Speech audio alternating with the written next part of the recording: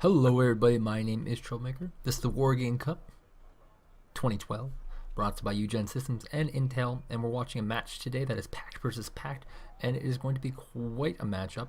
It is between Comrade Cobalt and, of course, Fiva55, who's a high-rated player, and a very scary one at that. So, we are on the last day. Actually, no. That is incorrect. We were on the second last day. No, that's incorrect. It's over. Round 2 is over. This is actually a little bit of backlog matches, and this is definitely one that I want to show. I'm doing as many of these as I can, and this is the first of hopefully many. And it's between Fiva55 and Comrade Cobalt, both 2-pack players. Fiva55, of course, very, very high rated. So he probably wins, but I haven't watched the match, so I don't know. Maybe it's a big upset. There have been quite a few upsets that we have seen so far, so I'm not going to rule out this Comrade Cobalt gentleman at all. Fiva55, of course, top candidate to take everything, take the entire tournament. Does very, very well, and he's actually one of these very few high-rated players who is actually posting replays. A lot of the very highest ones are not posting replays, A, because their opponents are chickening out and not showing up, and B, because they don't want people to see their tactics. Kinda scary. And for whatever reason, their opponents are also not posting these matches up. Honestly, if I was an opponent of one of these guys, I would post it up immediately. If you hit Tika, Komorami, or Bent Guru in the ladder, please post it. Thanks. And we can see very well early on, a big position for Foxtrot from Fiva55, who is the red player. And he completely annihilates a small force here as he's deploying a lot of helicopters, actually, which is kind of an interesting mix from what he normally does. And we're not seeing a lot of infantry. In fact, he's doing a very non-typical play here. He does have a large group of tanks coming in from what we call the pincer position, which is sideways, at this base here, which of course doesn't have that much left. All the while, the majority of forces for Comrade Cobalt are actually just looping around the map. It looks like he was trying to do something very different from what ended up happening. He looks like he wanted to flank all his position around here, the Delta. But all the while, the bulk of the forces for Fiva55 are taking position at the middle of the map. Currently, an economic lead will go to Comrade Cobalt, but this is a really interesting way of playing. And this is actually how I would approach it, being able to pincer the middle as opposed to this position here. And you can see why tank destroyers are so valuable when you're doing this kind of attack, because you're attacking from the side. You get a nicer vision of units available to hit with, whereas if you're going longwise, which would be like this way, you are now hitting in a fairly long line of dense forested area, and you use a lot of infantry. So it looks like Comrade Cobalt was doing what I think is called standardized play, which is you get a lot of infantry. And you know, Fiva55 mixing this up, definitely doing something very different. He's got a lot of these static anti-air guns all over the place, some Brisigiglas, and I call them static because these infantry do not run very fast, and if you honestly want to move these guys, it's going to be a lot. Having said that, he just fueled up everything. This is a big map, worth fueling up units halfway. Looks like he's setting up for a pretty big push on middle, which once again, there's not really much here. There's a lot of helicopters in the map for Comrade, but they're, oh my god, they're not even real helicopters. They're transport helicopters. Oh, that could be dangerous. And there's only a few infantry here. The bulk of the forces for Comrade Cobalt looks like they're up here, trying to create a little bit of a mess. Some of these VPZUs. And yeah, like a lot of units coming forth for Fiva55, who looks like he just wants to end this now. Of course, there are some infantry here. Some Pietrozimek. That sounds right. Let's try that again. Pietrota. Okay. I'm going to stop bastardizing whatever language this is. Probably Czech. And we're just going to watch the game. We see some movements of helicopters over here. Might be able to actually get this command. A little bit of sloppiness from Fiva55, but these Brisigiglas are firing on the recon. The recon, of course, is the important part. And oh my god, he just might get the command. this could actually be one of the upsets I'm talking about. And one helicopter, the recon does go down. That's the important one, of course. It makes make it very, very hard for him to snipe this command. And ooh, anti-aircraft artillery. The command is pulled back barely in time though. It looks like it might go down. It's getting fired off by one of these. Recon didn't actually go down. We're just seeing a lot of damage being done here. Immediately 100 points worth of damage. Lots of helicopters gonna go down. There's just so much infantry here, and it looks like he's gonna pull back this recon wisely as 555's on recon. Looking in the middle, looks like there's a small push up, a single infantry, and oh my god, a small group of infantry moving towards middle. The middle has actually been vacated by Comrade Cobalt. His commands have actually moved all the way back to Lima, realizing he doesn't really have much of an army right now, and that's kind of a mystery, you know, because the point difference isn't so big that there should be so little of an army. And we have a BTR-60P AI moving forward, trying to take a new position. They have in fact spotted this Pietototo Zemex, which are also pushing away this big group of Spadokernevsky. So far, Comrade Cobalt doing fairly well. We have some infantry over here. Unfortunately, these Topaz carriers have guns, and it's going to take a lot to really beat that. And we have some rockets firing in this location, trying to take out some of these Topazes. The Spadokernevskys are split up and routing. And up top here, a little looks like these BPZs will survive. Gunships, of course, not that good against infantry. Something you like the kite, and looks like there's a big movement again of tanks, tank destroyers, you know, anti-aircraft guns, and looks like this was in fact cleaned up by a little bit of fire position mode and a little bit of artillery. So very, very good. And we can see here that what will be a very big battle. The Zalos are pushing forward. T-55s are the weak frontline tank, and this is a very, very good positioning from Comrade Cobalt. He has his T-64s in the back. He needs to move these up to start attacking. And in fact, it's actually so good that 555 is actually going to retreat, realizing this opponent is not exactly the scrub that he beat in the last game. He still has a 200-point lead. There's still 2 commands at Lima that need to go into a new location. They're of course the helicopter brand, so they will fly anywhere fairly quickly. And here comes the T-64s coming forward. Looks like the T-55 is going to get gunned from a distance by the Zalos. The Dana, of course, kind of an interesting little twist. He's bringing the artillery with him to support every single push, and this will be the exact timing when the artillery should hit. T-64s have moved up, trying to help, but of course, immediately getting pulled back just because they don't really want to engage these tank destroyers. Nobody would. Everything's actually getting pulled back. Rotated weapons jam. Oh no, everything's kind of going bad right now as this push continues. Looks like, oh, 3 Danas for Comrade Cobalt. And this is a big cluster of units. He can do actually a nice bit of damage here. He can definitely delay his push if he gets some lucky hits. But looks like he's hitting where the enemy was instead of where the enemy is. And whoa, this is a crazy lineup. TO55 also mixed in, a very easy unit to kill if targeted down. If it's not targeted down, it can definitely do a lot of moral damage, which is of course devastating. Some Granzers have been deployed. The Danas still winding up, wanting to hit this location pretty badly. It looks like he's going to do a little bit of a retreat. There's no real strategic value to this location right now, as the entire column is moving. In fact, he might want to get a position over here with this other command, or he can just fall apart very, very quickly.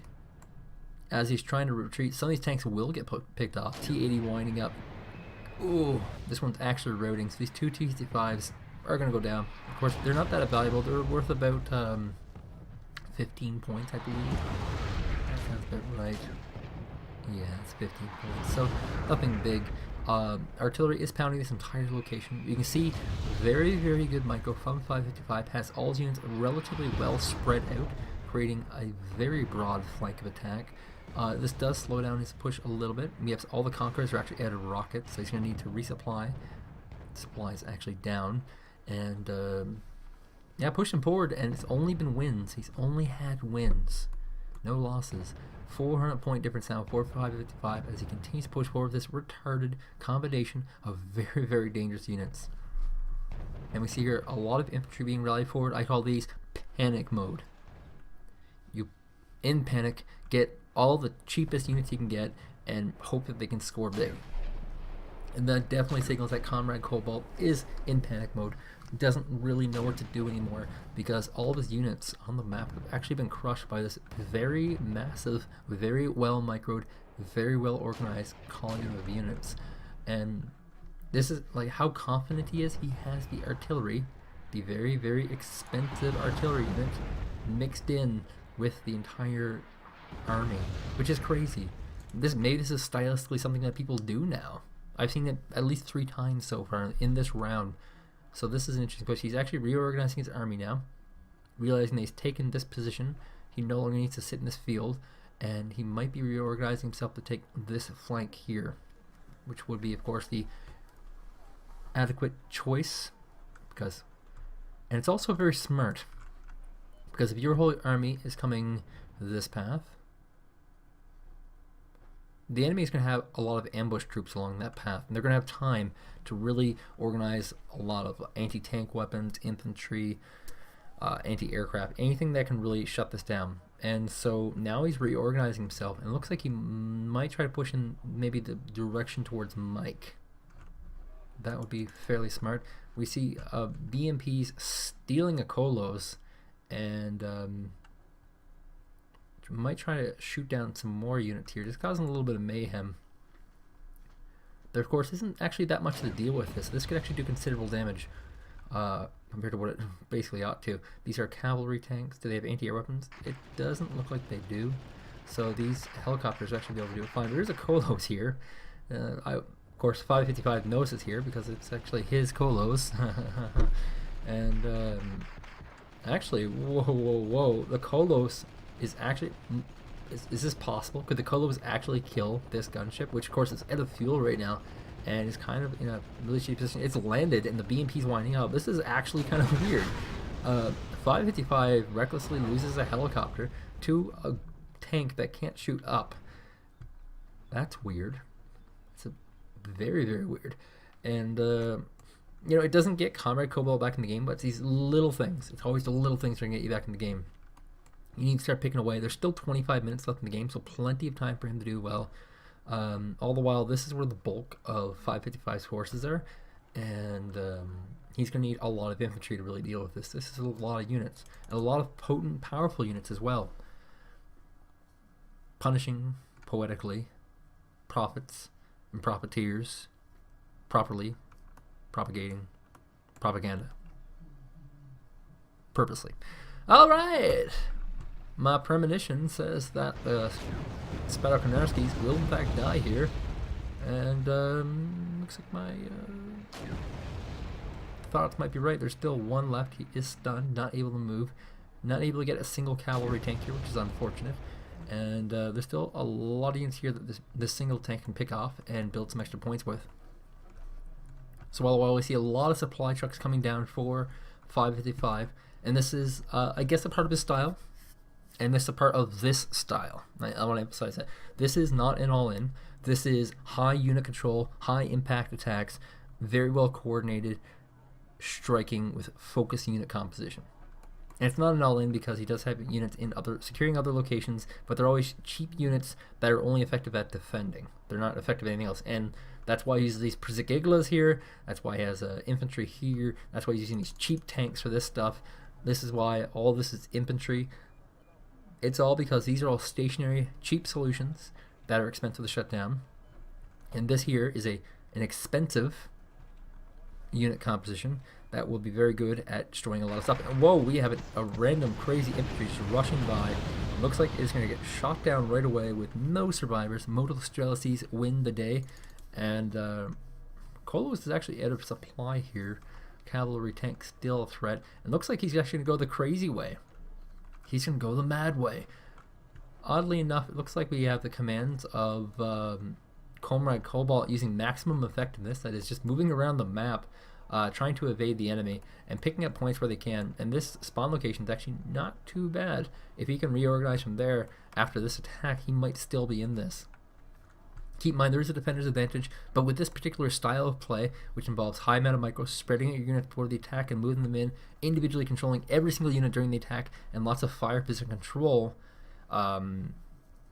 it's going to do a lot of damage. And unfortunately, it doesn't look like he has enough anti-tank guns here to deal with this. Tanks are winding up. Nope. And you can see with this style, he's actually also leading with the cheap spew, carrying infantry. He has the Danas up here as well. This is really interesting and scary. Recons all the way in the back, not wanting them to get picked off immediately. Looks like he's going to do some little bit of artillery. Oh, I see. He's securing this location, and he might be spinning up the artillery to attack, and then he'll lead into the attack with the artillery, which is so smart. This is so well organized. I love this Dana mixed into the army, and we're just going to have to see where the Dana's stand. Hopefully he hits right here as this tank is pushed off. And, well, no, it looks like he's actually just hitting the woods here, trying to knock out this T-64. Whatever. This is definitely a 4-loss tank. It's not going to survive. And there it goes. So we're up a few points by 555 from that. Nice broad flank here. Not going to be as vulnerable to artillery fire as the enemy is currently. And this just about majority of forces are here. Oh my god, what a weird position on these 3 Danas. Look at this, all the way in this crazy wooded position, completely isolated. But they're actually so isolated that the enemy cannot get to it and snipe it. Such an odd position. But it works. It works. It's the key to this. Yeah, I'm not really sure what he wants to do here. Will he move up a command there? Is that possible? I know a lot of players who are doing these kind of tactics like to kind of rub it in the face of the enemy by going to this, and no, he's actually just going to pull all of his units back again. So a little bit of a lull in the action, and we can see here, oh, the mobile command is actually moving into a crazy position, Alpha, where there's lots of anti-air units, and the other one is actually going to go over to where? Mike Lima? Back to where it was. And, oh, lots of Brazilians here. Oh, they got the recon. Of course, he's running it low on ammunition now, and lots of infantry just swamping here. This mobile command strategy is not new, by the way. It's totally something that a lot of people have been doing for a while. We see a group of BTR Zalos coming around the back, possibly trying to snipe this command. If it is successful, this would be huge. And we have the infantry coming in. Oh, but there's lots of aircraft here. Command, in fact, moves just over the Zalo. The Zalo, of course, cannot shoot up, and this infantry was squashed, and he's going to move the command again. A really odd strategy, but it's one that he'll be using to effectiveness just because the enemy wants to get his commands. This is destruction mode, I believe, so he has to get the commands. So having very mobile commands in a destruction mode will definitely prolong the match and possibly create a draw scenario, which nobody wants. Now we can see a lot of these Pietro Zemex are pounding on this location here. This, of course, is the spawning point, or the old spawning point. Yes, the old spawning point, actually, for the enemy. It looks like he has, in fact, actually sniped the command. Is that possible? No, okay, here's the command. He did not get it. Lots of topazes catching lots of helicopters, but looks like the topazes might die. Trying their hardest to chase down this command. And here they go. Spadokoneski's in the city. Probably going to get them. Nope. It just gets out of the way through a lucky route. And, oh, here we go. Ultimate showdown of infantry versus anti-infantry vehicles. And, oop, here comes the anti-aircraft gun. Everything trying to make sure this Topaz cannot do what it needs to do, which is take down and kill that command. Topazes are going to get shut down. Over here, there's still one group of Piotr Zemex and a group of Topaz, which are brilliantly posthumously charging into these Spadokonarskis. Anti-infantry vehicles do quite well against infantry, but it looks like they're going to pull back. Currently, 555 has no real spawn point. Oh, looks like he has in fact moved over to Echo, which is not a bad idea because Comrade Cobalt is playing a very mobile game in which he's spawning units at very random, odd locations. And these commands just keep moving around the map, and it's just hard to figure out where he's going to spawn from next. And as this continues on, it looks like the strategy is that 555 is going with, instead of going for this all-in strategy, which of course was duped by this very mobile strategy, he's going to start spreading his units around the map in hopes of catching this, all the while keeping his giant army moving, trying to luckily catch something. So not a bad plan. You can kind of see that it's starting to stretch the options thin of Comrade Cobalt, who is desperately trying to find locations to spawn units from, and of course build points from. And it's actually kind of smart considering what 555 does with his time, making him burn all this fuel, go all this way, having to spend more money on supply trucks, but at the cost of points per second. And that's where the strategy kind of breaks down and is kind of weak. I think this is largely just a prolonging the game, kind of a slap to the face of 555, who's definitely used to an opponent who, you know, just tries to win, not somebody who tries not to lose. Trying not to lose can be a pretty good strategy sometimes. Because if your only objective is to not lose, then you'll do relatively well with that. Not losing works pretty well a lot of the times, as long as you win the battles and are just trying to evade damage while you have a lead, it works well. But when you're so far behind, trying not to lose does not work at all. And this entire army of 555 actually just takes down this UAZ. But hold the phone, here comes the main army of 555, and the Danas are winding up from Comrade Cobalt. He can actually get a very good splash here, so a very odd opportunity where 555 has not splashed, not unstacked his units. They're all in groups, even the recons are together, and got a nice few shots off there actually. Nothing to stun though, and looks like the Zalos are actually going to be chasing down these Danas, and whoa, the Danas are going down fast. And they're actually forced to retreat if they can. They're actually on the move fast command, so they should be able to do this. Of course, this mobile command looks like is it lifting off? Looks like it's lifting off. Nope, not lifting off. But it will soon. This is a part of the Comrade Cobalt strategy of not losing. Not losing means sometimes winning. T-64 tanks out in the open against a very large group of T-55 tanks. T-55 tanks, of course, the inferior brand, but in such large numbers will do very well. Getting off some lucky shots is the key here. They have very low accuracy as these T-64s do rush into the woods at a safe retreat position. And oh, here comes the cavalry. Lots of aircraft coming in to try and pick off these tanks. Any kind of losses for Comrade Cobalt right now are devastating, because the less units he has on the map, the less places he can put these mobile commands to. And look at this, he landed this mobile command and he put a giant group of infantry also can kind of flank this position here. He's definitely got something in mind. What it is, it's hard exactly to say. Now these Bukmis will cause a little problems, giving a few extra wins to Comrade Cobalt, who is forcing the helicopters out, and oh, he just almost got that helicopter. T-55 getting in close range of these UAZ 469 faggots, which of course are pretty good against tanks. And over here we can see T-62 tank got a few shots off on this Topaz, but it continues rushing forward, wants to get this command, as all these infantry, just like two ships in the night, not seeing each other. And this is what I'm talking about, very slow. Here comes the Przygiglas wanting to get these helicopters, and luckily the helicopters kind of just run into a lot of aircraft fire. Otherwise this would be problematic. And all the aircraft are going down. Going down. Going down.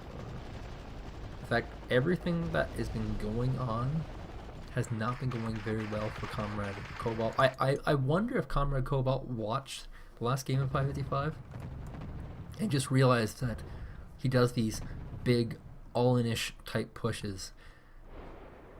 These TC5s not performing quite well against infantry. He's just clearing out units after units of this giant group of units. He's got the Danas now split. Oh, he's got two Danas. He's added another one. And he's pounding this location here, very close range, so it will be very effective. But oh my god! With one shot, he just disables two platoons with the mortar Chelseas.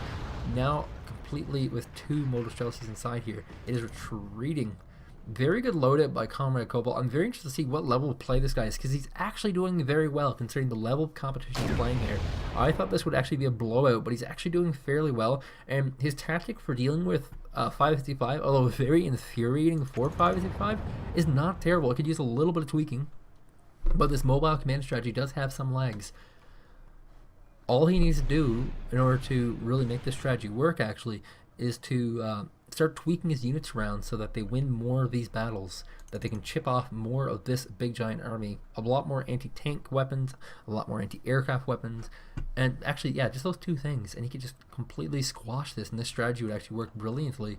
Of course, he is running out of fuel, to minor concern. He is going to have to buy some extra supplies for that, and all these last few positions of Comrade Cobalt are actually getting cleaned up as you know, he keeps on running into these packs of units that are spread all across the map, which of course is a part of what 555 wants to do here. Just kind of shut down a lot of stuff. A Ural captured. That's by who? And for what? This game is definitely coming to an end. This will be a 555 victory. It's just a matter of by how much, as there's not really much left for Comrade Cobalt. He is moving this command helicopter obnoxiously all over the map around in odd locations so that it cannot be captured, and he is using some units very effectively. So you have to give credit to Comrade Cobalt. He's not doing terribly, but obviously he's not going to be good enough for round 3. All the while, 555 is definitely showing us how to play the game, how these kind of rushes go, and you know, how to use artillery in a rush, and it's absolutely crazy. I love this. He added a couple of artillery into his push. I watched a few games where they did this and it didn't work out quite as well, and it might just be the fact that they just don't have the control that someone like 555 has. Having said this, it looks like it's going to be a game of hide and go seek for now, as 555 is just rallying out tons of anti-aircraft guns all over the place, just moving around the map trying to pick off any kind of commands he can. Of course, the commands are all in weird locations, so he's not going to get them. Imagine a destruction mode game. Like, I'm pretty sure in destruction mode, points will still matter for the end. But imagine, if you will, a destruction game in which the enemy just has mobile commands and forces a draw every single time. Like, how infuriating that would be. And I'm pretty sure this is just one of these little sick games that somebody's playing on 555, where all this guy's units are actually getting hunted down, and this command is actually running out of fuel right now. It might get caught in a battle. Oh my god, it's dead! Mott shoots and win! And this command is completely running out of fuel as well, and it's got nowhere to go. It's going to land at Charlie. Oh my god. The one location that doesn't have... Oh, wow! Look at this crazy group of units pushing forward, trying to get this last hit on this command. 4, 3, 2, 1, and we have a big victory for 555.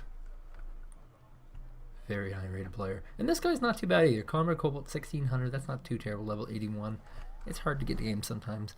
But, you know what? This is at least twice the game I thought it'd be. I thought this game would be a blowout. I thought I was going to be broadcasting a 5-minute game. But what do you know? It was something. It was something. It was interesting. And, you know, I'm sure 555 hopes he never sees someone like Comrade Cobalt again. Someone who's just turtling around the map. That's got to be bad. But hey, I thought it was a pretty good match. So thank you guys for watching, and stay tuned. I have more.